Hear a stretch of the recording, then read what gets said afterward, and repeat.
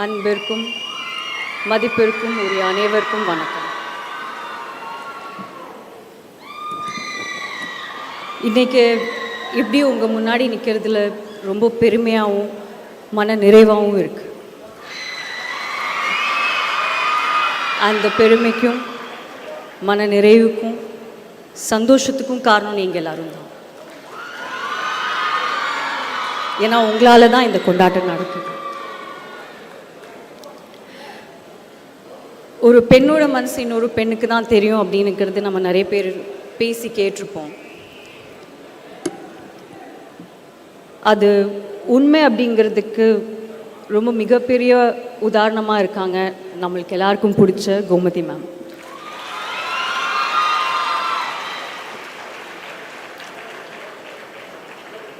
அவங்க ஆரம்பித்து வச்ச ஃபெமி ஹெல்த் கேர் இப்போது ஃபெமினைனாக உங்களோட இருக்குது.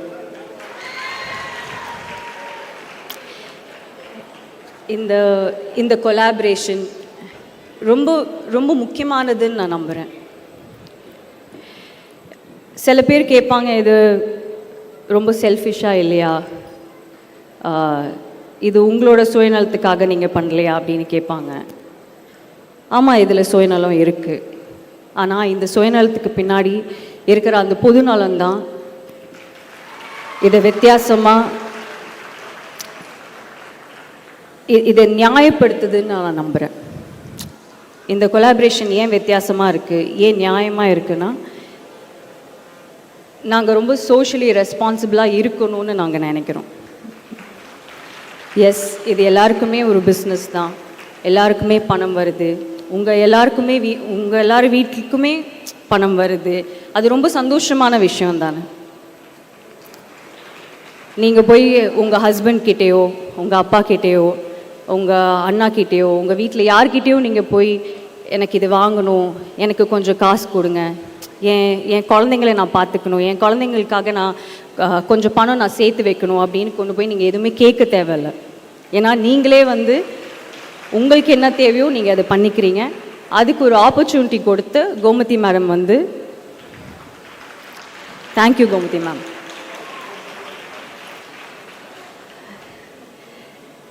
இந்த கொலாபரேஷன் ஏன் ரொம்ப முக்கியமானதுன்னு நான் சொன்னேன்னா, மென்ஸ்ட்ரல் ஹெல்த்தும் அது பற்றின அவேர்னஸ் இன்னும் நம்ம நாட்டில் இருக்கிற ஒவ்வொரு பெண்ணுக்கும் போய் சேரலன்னு நான் நினைக்கிறேன். நிறைய பேர் அவேராக இல்லை. இப்போது இதுக்கு முன்னாடி பேசின கோபிநாத் சாராக இருக்கட்டும், விக்கி சாராக இருக்கட்டும், எல்லாருமே அவங்க எக்ஸ்பீரியன்ஸ் சொல்லிகிட்டு இருந்தாங்க. அவங்க வீட்டில் எப்படி இருந்திருக்கு, எப்படி நம்ம வேறு பேர் வச்சு ஒரு சானிட்டரி நாப்கினை நம்ம சொல்கிறோம், எனக்கு அது வாங்கிட்டு வாங்கலை, இது வாங்கிட்டு வாங்கலை அப்படின்னு நம்ம சொல்கிறோம். எப்போவுமே நம்ம எந்த சானிட்டரி நாப்கினோட பேர் நம்ம இது வரைக்கும் எடுத்ததும் கிடையாது, சானிட்டரி நாப்கின்னு சொன்னது கிடையாது. இன்றைக்கி நம்ம ரொம்ப தைரியமாக ஒரு மேடையில் இவ்வளோ ஆண்கள், நம்ம இவ்வளோ பெண்கள் எல்லோரும் தைரியமாக சானிட்டரி நாப்கின் அப்படின்னு நம்ம சொல்கிறோம். அதுவே ரொம்ப ரொம்ப மிகப்பெரிய மாற்றம் அப்படின்னு நான் நினைக்கிறேன். ஸோ இந்த அவேர்னஸ் நாங்கள் என்ன நினைக்கிறோன்னா, இந்த அவேர்னஸ் நம்ம நாட்டில் இருக்கிற ஒவ்வொரு பெண்ணுக்கும் போய் சேரணும், அவங்களுக்கு அது புரியணும். அவங்களுக்கு அது புரிஞ்சிடுச்சுன்னா அதுக்கப்புறம் அவங்க பார்த்துப்பாங்க. அவங்களோட ஹெல்த்தை ரொம்ப பார்த்துக்கிறது ரொம்ப ரொம்ப முக்கியமான விஷயம். ஸோ ஃபெமினைன் எங்களோட நோக்கமே இந்த அவேர்னஸ் க்ரியேட் பண்ணணும். அந்த அவேர்னஸ் க்ரியேட் பண்ணி அதுக்கு தேவையான சுகாதாரமான சானிட்டரி நாப்கின்ஸை கொண்டு போய் எல்லா பெண்கள்கிட்டையும் சேர்க்கணும் அப்படின்னு இருக்கிறது தான் எங்களோட நோக்கமாக இருக்குது.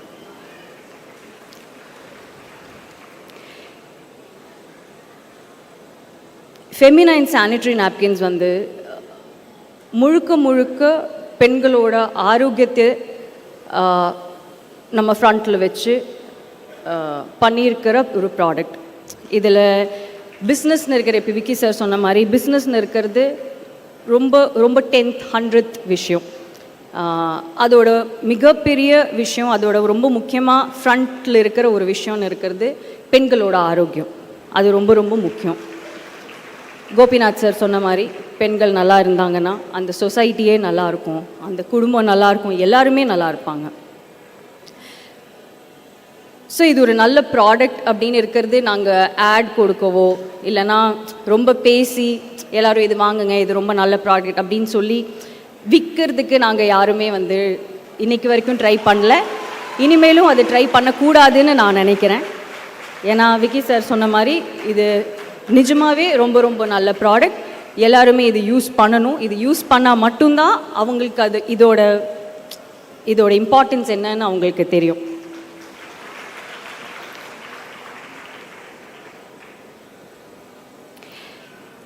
இது ஒரு மிகப்பெரிய அச்சீவ்மெண்ட்னு நான் நினைக்கிறேன். இன்றைக்கி எனக்கு தெரிஞ்சு நான் தப்பாக சொல்லலை அப்படின்னா கிட்டத்தட்ட 1 கோடி ப்ராடக்ட்ஸ் வந்து எல்லா பெண்கள்கிட்டையும் நம்ம கொண்டு போய் சேர்த்துருக்கோம்.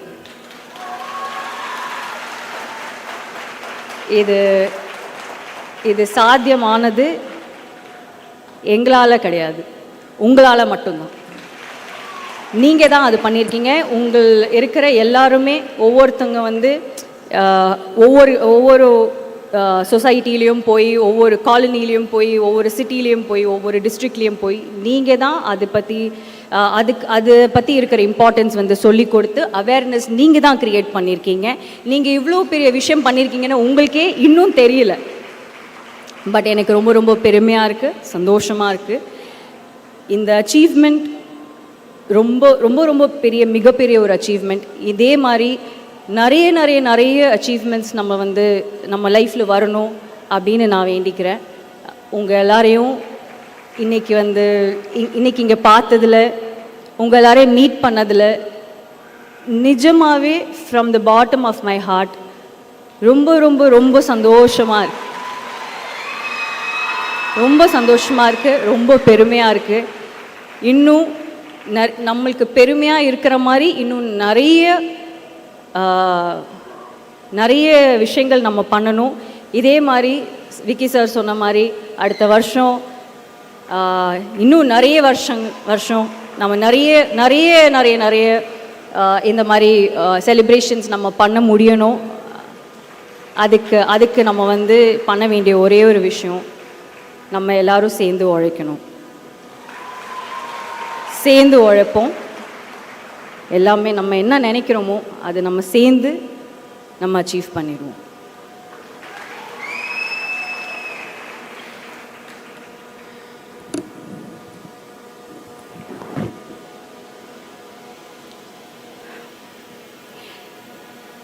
நிறைய பேசணும்னு நான் நினச்சேன். ஆனால் இங்கே வந்ததுக்கப்புறம், உங்களை எல்லாரையும் பார்த்ததுக்கப்புறம், அங்கே குழந்தைங்க இருக்காங்களே அவங்களெல்லாம் பார்த்ததுக்கப்புறம் எனக்கு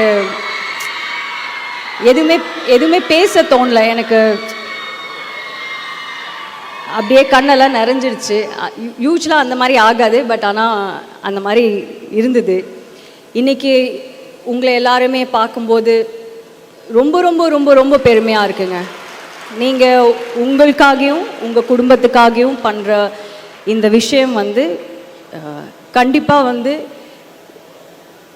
உங்களோட கிட்ஸ், உங்களோட குழந்தைங்களோட குழந்தைங்க எல்லாருமே நீங்கள் ஒரு லெகசியாக வந்து க்ரியேட் பண்ணோன்னு நான் வேண்டிக்கிறேன். Thank you so much. நீங்கள் பண்ணுற ஒவ்வொரு ஒர்க்குக்கும் நீங்கள் ஃப்ரம் த ஹார்ட் நீங்கள் இந்த வேலையை பண்ணுறீங்க. இது ஒரு வேலையாக எடுத்து நீங்கள் பண்ணலை. இது வந்து நீங்கள் ரொம்ப மனசார பண்ணுறீங்க. அது வந்து அப்படியே இந்த பிராண்ட்லேயும் தெரியும், கோமதி மேம் பேசுகிறதுலேயும் தெரியும், கோமதி மேம் பண்ணுற எல்லா விஷயங்கள்லேயும் அது தெரியும். நன்றி. தேங்க்யூ. எப்போவுமே நம்ம காதில் விழுந்திருக்கிற ஒரே ஒரு விஷயம் வந்து ஒவ்வொரு ஆணுக்கு பின்னாடியும் ஒரு பெண் இருப்பாங்க அப்படின்னு இருக்கிறது தான். ஆனால் ரொம்ப ரேராக நம்ம பார்க்குற விஷயம், நான் அந்த மாதிரி நிறைய பார்த்தது இல்லை. பட் ஆனால் இன்றைக்கி ரொம்ப சக்ஸஸ்ஃபுல்லாக இருக்கிற எல்லா பெண்களும் ரொம்ப சந்தோஷமாக இருக்கிற எல்லா பெண்களுக்கும் பின்னாடி கண்டிப்பாக ஒரு ஆண் இருக்காங்க. என் லைஃப்பில் நான் பண்ணுற சில விஷயங்கள், சினிமா தவிர, சினிமா நான் ரொம்ப வருஷமாக பண்ணிகிட்ருக்கேன். பட் நடுவில் தான் நான் வந்து என் ஹஸ்பண்டை மீட் பண்ணேன், கல்யாணம் பண்ணேன். என்னைக்கு அவரை மீட் பண்ணேனோ அன்னையிலேருந்து நான் இன்னும் மிகப்பெரிய விஷயங்கள் பண்ணணும்னு தான் எனக்கு கற்றுக் கொடுத்துருக்காருன்னு தவிர என்றைக்குமே எனக்கு வந்து நீங்கள் ஏன் இது பண்ணுறீங்க, இது ஏன் இது இது எதுக்கு நீங்கள் பண்ணுறீங்க அப்படின்னு என்றைக்குமே கேட்டது கிடையாது. இதுக்கு முன்னாடி நான் என்ன நினச்சிட்டு இருந்தேன்னா, யாரும் நம்மளை கேள்வி கேட்கலன்னா அது ஒரு மிகப்பெரிய விஷயம் அப்படின்னு நான் நினச்சிட்டு இருந்தேன்.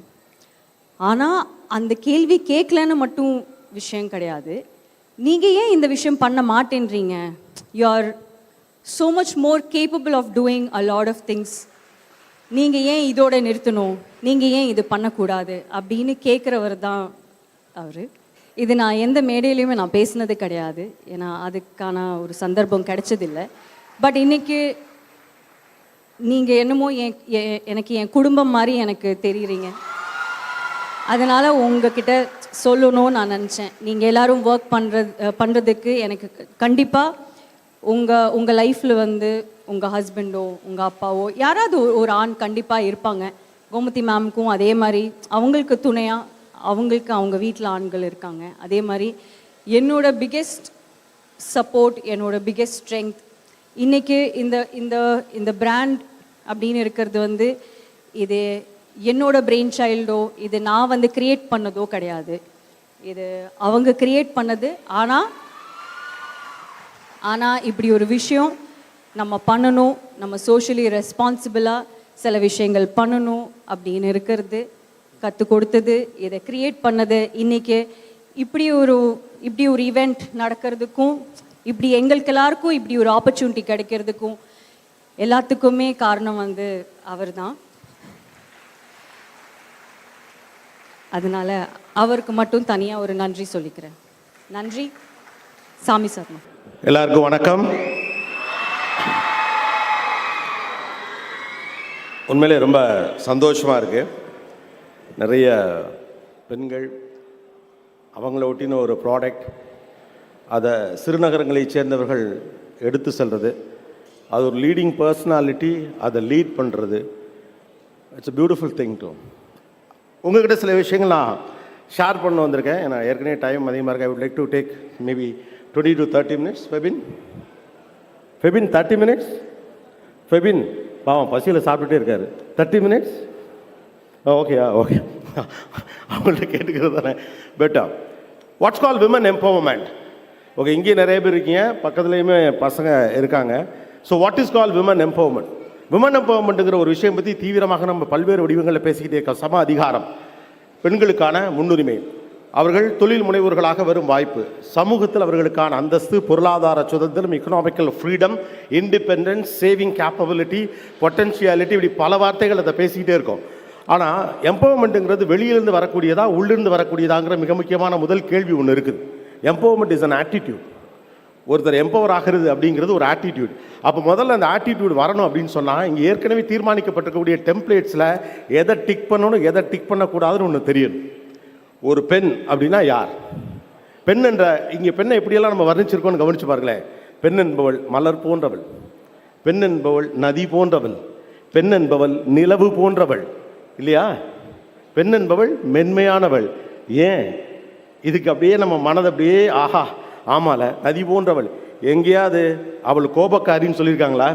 அவள் சூரியன் போன்றவள், சுட்டரித்து விடுவாள்னு என்னைக்காவது சொன்னாங்களா அவங்கள? ஏன் இப்படி சொல்கிறதுனா, நீ கோபப்படக்கூடாது, நீ ஆத்திரப்படக்கூடாது, நீ அடங்கி போயிடணும், அமைதியாக இருக்கணும், தென்றலை போல இருக்கணும், ஒரு நாளும் நீ புயலாக உன் கருத்தை முன்வைக்க கூடாது என்று சொல்லுவதை ரசித்து ஏற்றுக்கொள்ளுகிற மனநிலையிலிருந்து எப்போ வெளியே வர்றோமோ அப்போ ஆட்டோமேட்டிக்காக empowerment will come out. So எம்பவர்மெண்ட்டுங்கிறது வெளியிலிருந்து நடக்கக்கூடிய விஷயம் இல்லை, அது உள்ளிருந்து நடக்கக்கூடிய முதல் விஷயம். ஆனால் இங்கே சிக்கலை என்ன அப்படின்னு கேட்டோம்னா, ஒரு பெண்ணை தியாகியாக இந்த சமூகம் அங்கீகரிக்க வேண்டும் என்ற பெரும் மனப்போராட்டத்துக்குள்ளே தான் நம்ம வாழ்க்கை ஓடுது. ஒரு பெண் தன்னை முன்னிறுத்த அவள் தியாகியாக இருக்க வேண்டும் என்ற அவசியம்லாம் இல்லை. அவள் திறமைசாலியாக இருந்தால் போதுமானது. திறமையை வைத்தும் அவள் தன்னை முன்னிறுத்த முடியும். It is not necessary sacrifice and order of the டேன்னு ஒரு பெண்ணுக்கு தொடர்ச்சியாக சொல்லப்பட்ட காரணத்தினால தான் விட்டு கொடுக்க கற்றுக்க, அட்ஜஸ்ட் பண்ணி போக கற்றுக்க. நமக்கு நீண்ட காலமாக சொல்லி பழக்கப்பட்டதெல்லாம் என்ன? விட்டு கொடு, அட்ஜஸ்ட் பண்ணிக்கோ, பொறுத்து போ, தாங்கிக்கோ. ஒரு பெண்ணுனா அப்படி தான் இருக்கணும். ஏன்? அப்போ இங்கே இருக்கக்கூடிய சமூகம் என்ன வேண்டுமானாலும் செய்யும், அதை பொறுத்து கொள்வதான ஒரு பெண்ணிடத்திற்கான இலக்கணம் என்று சொல்லி சொல்லி சொல்லி சொல்லி நம்மளே அதை நம்ப ஆரம்பிச்சிட்டோம். அதனால தான் பார்த்தீங்கன்னா பெண்ணுடைய பொட்டன்ஷியாலிட்டியை, அவளுடைய டயத்தை சேவ் பண்ணக்கூடிய விஷயங்கள் எல்லாவற்றின் மீதும் நமக்கு ஒரு விமர்சன பார்வையும் கேலியும் உண்டு. கவனிச்சிருக்கீங்களா? பெண்ணினுடைய நேரத்தை மிச்சப்படுத்துகிற எல்லா கருவிகளின் மீதும் விமர்சன பார்வை உண்டு. அது பெண்கள் தான் ரொம்ப ரசிக்கிறீங்க. ஃப்ரிட்ஜை கிண்டல் அடித்து பல இடங்களில் பேசுகிறப்ப அதுக்கு கை தட்டுறது பெரும்பாலும் பெண் தான். தினந்தோறும் நீ மாவரைச்சி இட்லி விட்டு ஃப்ரிட்ஜில் வச்சு செய்யாத. ஹோட்டல் எங்கே வச்சு செய்கிறான்? 4 நாள் மாவை உள்ளே வச்சு தானே செய்கிறான். மிக்சி இல்லை, அம்மியில் அரைத்த மிளகாய் துவையல் தான் அற்புதமாக இருக்கும். அப்புறம் அதுக்கு பாயிண்ட்லாம் சேர்த்துருவாங்க. அம்மியில் அரைச்சாதான் பெண்ணுக்கு வந்து உடல் ஃபிட்டாக இருக்கும் அப்படிங்கிற மாதிரி பாயிண்ட்லாம் சேர்த்துருவாங்க. தேங்காய் சட்னியை கையாலே அரைக்கணும். ஒரு ஆணினுடைய நேரத்தை மிச்சப்படுத்துகிற கருவிகள் மீது எந்த விமர்சனமும் வைக்கப்படுவதில்லை இல்லையா? 1.5 லட்ச ரூபாய்க்கு பைக் வாங்குற பையன் மேலே விமர்சனம் கிடையாது. ஆனால் கிச்சனில் ஒரு ஃபேன் போடுங்கன்னு ஒரு பொண்டாட்டி சொல்லிட்டா அதை இந்த சமூகம் எப்படி பார்க்கும்? ஆனால் ஃபேன் போட சொல்லு. வாட்ஸ் ராங் இந்த? நாம தான் இது எல்லாத்தையும் பெண்ணின் கடமைன்னு சொல்கிறோம். அன்பெய்ட் கேர் அப்படின்னு சொல்கிறோம். இன்டர்நேஷனல் மார்க்கெட்டில் இதெல்லாம் சொல்கிறோம், இட்ஸ் அன் அன்பெய்ட் கேர். விமனுடைய அன்பெய்ட் கேர். அவர்களுக்கு எந்த விதமான சம்பளமும் கொடுக்கப்படாமல் அவர்கள் அடுத்தவர்கள் மீது எடுத்துக்கொள்ளக்கூடிய அக்கறை என்கிற வார்த்தையில் இது சொல்லப்படுகிறது. அப்போ முக்கியமான விஷயம் என்னன்னா, நீங்கள் உங்கள் மனச்சிறையிலிருந்து வெளியே வருவதன் வழியாகத்தான் எம்பவர் அடைய முடியும். உய்வித்தல் என்பது அதுதான். இந்த சமூகம் சில அடுக்குகளை வச்சுட்டே இருக்கு. ஒரு பெண்ணினுடைய இயல்பான வாழ்க்கை முறையில் அவளுக்கு ஏற்படக்கூடிய நெருக்கடிகள் அவளுடைய தடையாக இருக்கும் வரை ஒரு சமூகம் வளர முடியாது. இட்ஸ் அ நேச்சுரல் ப்ராசஸ் இல்லையா? மாதாந்திர சிக்கல் என்பது ஒரு natural process. It's not more a taboo. It is no more a taboo, right? அது ஒன்றும் இங்கே பிரச்சனையே கிடையாது. அப்போ அந்த சமூகம் படிப்படியாக வளர்ந்து வளர்ந்து வளர்ந்து வளர்ந்து ஒரு இடத்துல வந்து நீங்கள் நிற்கிறோம். ஒரு சமூகம் எப்படி பெண்ணை நடத்துகிறதோ அதை பொறுத்தே அந்த தேசம் அளவிடப்படும். அந்த நாட்டினுடைய பெண்ணை அந்த சமூகம் எப்படி நடத்துகிறதோ அதை வைத்து தான் ஒரு சமூகத்தை அளவிட முடியும். ஆண்கள் இருக்குது, சமூகம் இருக்குது, அரசியல் பிரச்சனை அதெல்லாம் அப்புறம் வரட்டும். முதல்ல நீங்கள் எப்போ வெளியில் போகிறீங்க அப்படிங்கிறதா இப்போ இருக்கக்கூடிய கேள்வி. உங்களுக்கு எதிராக முன்வைக்கப்படக்கூடிய இயல்பான வார்த்தைகள், பின்னால் இருக்கக்கூடிய அரசியலை புரிந்து கொள்ளுதல் ஒன்று இருக்குல்ல. வீட்டில் சும்மாதானே இருக்க எவ்வளோ பெரிய அஃபென்சிவ் டேர்ம் இது. வீட்டில் சும்மாதானே இருக்கேன்னு சொல்கிறப்போ ஒரு கில்ட் வருதுல. உங்களை ஒரு குற்ற உணர்ச்சியில் வைத்திருப்பதன் வழியாக மட்டும்தான் உங்களை அடக்கி ஆள முடியும் என்று நீண்ட காலமாக பரிந்துரைக்கப்பட்ட பல்வேறு சூத்திரங்கள் உங்கள் மீது தொடர்ச்சியாக அப்ளை பண்ணிக்கிட்டே இருக்கப்படுகிறது. அதிலிருந்து நீங்கள் வெளியே வருகிற போது அது பல்வேறு பெயர்கள் தருது. நீங்களே தந்துடுறீங்க சில நேரத்தில். இதுக்கு அடுத்து உட்கார்ந்துருக்க காலேஜ் பசங்க அம்மாக்களை எதிர்த்து இந்த சில கேள்விகளை கேட்கிற போது திமிரெடுத்த மாதிரி பேசாது. போகிற இடத்துல பிழைக்கணும், போகிற இடத்துல பிழைக்கணும். அப்போ பிழைக்கிறதுக்கு தான் போகிறாங்களா என்ன? ஒரு சமூகத்தினுடைய சரிபாதி மக்கள் தொகையில் இருக்கும் பெண் முழுக்க முழுக்க தன் நேரத்தை அடுக்கலையிலேயே செலவிடுவாள் என்றால் அவளிடமிருந்து இந்த தேசத்திற்கு கிடைக்க வேண்டிய எத்தனை விஷயங்கள் தடைபட்டு போகிறது. அந்த பொட்டன்ஷியாலிட்டி அதுக்கு தான் நம்ம யூஸ் பண்ண போகிறோமா? If you want to choose you. உங்களுடைய குரோத்தை நீங்கள் அடையணும்னு நீங்கள் நினச்சிங்கன்னா நீங்கள் உங்களை தான் சூஸ் பண்ணணும்.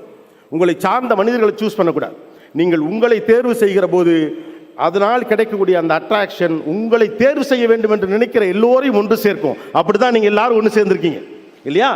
கோமதி என்கிற ஒரு நபர் அவர் தன்னை சூஸ் பண்ணுறாங்க. அவங்க நீங்கள் எல்லாரும் அவங்கள சூஸ் பண்ணுறீங்க. அதுக்கடுத்து அவங்க நயன் சூஸ் பண்ணுறாங்க. அப்போ ஒருத்தர் அந்த அட்ராக்ஷனில் தான் உள்ளே வரும். ஸோ தட் நீங்கள் புதிதாக நம்மளாம் இதெல்லாம் இருக்கும் அப்படிங்கிற மாதிரியான பிரமிப்புகளெல்லாம் போய் மாட்டிக்காது. ஓகே, நீங்கள் ரொம்ப ஓஹோன்னு பண்ணுறீங்க, ஆஹா இதுக்கெல்லாம் மயங்கலாம் வேண்டியதில்லை. பெண் எப்போதும் வேலை பார்த்துருக்கிறாள். பெண் ஒன்றும் புதிதால வேலை பார்க்கல இல்லையா? அப்போ சின்ன பாராட்டுக்கெல்லாம் பெருசாலாம் மயங்கிடக்கூடாது. நீ உருப்படவே மாட்டேன்னு சொல்கிறவங்க கூட நான் பயப்பட மாட்டேன். நீ இவ்வளோ தூரம் வந்ததே பெருசுன்னு சொல்கிறவனை பார்த்தா தான் எனக்கு பயமாக இருக்கும்.